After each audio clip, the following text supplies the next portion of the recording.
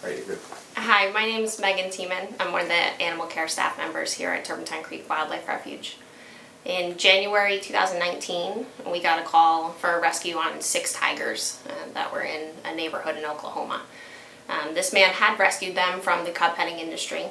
And the reason he needed to do so was right now with the cub-petting industry, there's unfortunately not a lot of rules and regulations.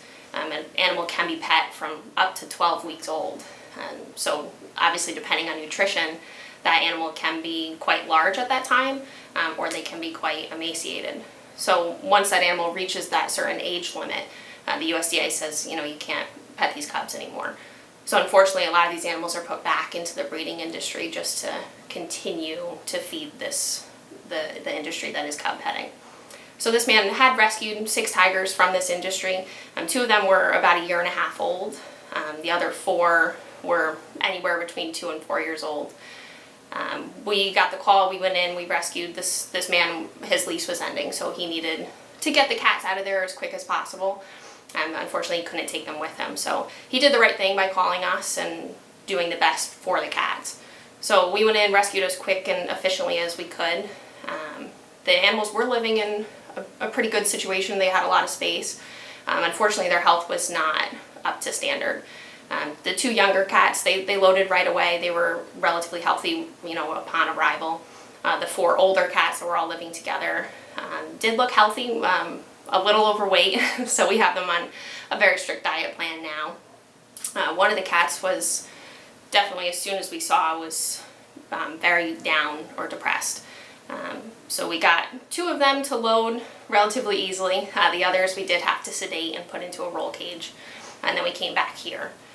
Once the cats were here, of course, we were able to assess their health more properly and draw blood if we needed to.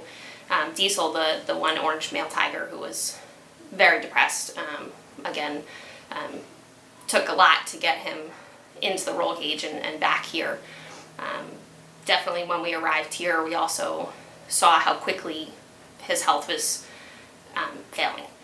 So we did keep him down in our veterinary hospital, which is great that we have that tool to utilize. So we kept him in a recovery enclosure, so we were able to push fluids and draw blood. We started him on antibiotics for 2 days, but unfortunately he was so down that he didn't want to eat. So it's really hard to balance the medication there. So like I said, we pushed a lot of fluids. We took blood initially in Oklahoma when we did sedate him. So by the time we got back here to run the blood, those values were most likely correct, but you never know with it being in a cooler for that long. So we were able to get values off of that, and it did show that he was severely anemic. So basically his red blood cell count was very low, to the point where if it was a regular domestic cat, we would have started blood transfusions. We were able to take blood for the next few days because he was in our recovery enclosure, so it was relatively easy for us to get blood from him just to keep monitoring his health. Within the 3 days that he was in our recovery enclosures, his health was decreasing rapidly. So it came that really hard decision where we could not help him anymore. Unfortunately, if we had gotten there a little bit sooner, we may have, but those are the types of situations that we deal with, and going in and rescuing, we don't know what we're going to step into. Are we going to step into very healthy, happy cats, or are we going to step into cats that, yeah, they're fed well, but they may have some underlying issues that we don't know about? And that's why we try our best to get them here to give them everything that they need. They need proper diet, they need proper medication, and if they don't have that, things can rapidly go south, in Diesel's case. So from that rescue, basically, we're just kind of pushing to say, these animals do not belong in backyards, they don't belong in cub petting industries, any of it really. They belong in the wild, and if they're not in the wild, they belong in the best sanctuaries, the best care that they can have.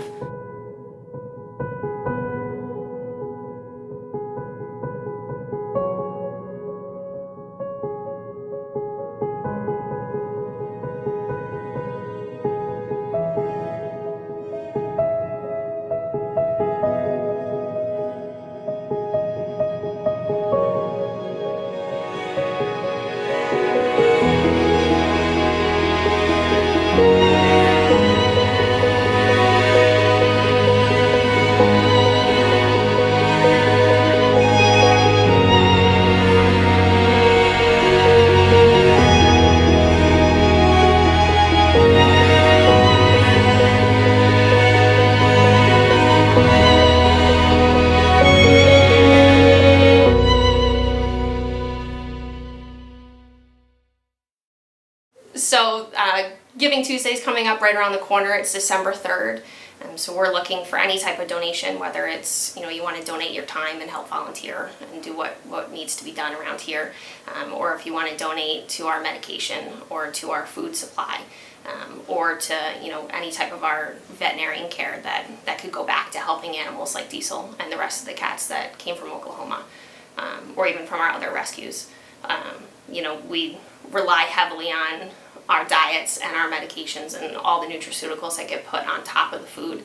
And a lot of that, it costs a lot of money to feed 90 plus animals. So any little bit will help, and it goes back to the cats, and they deserve it.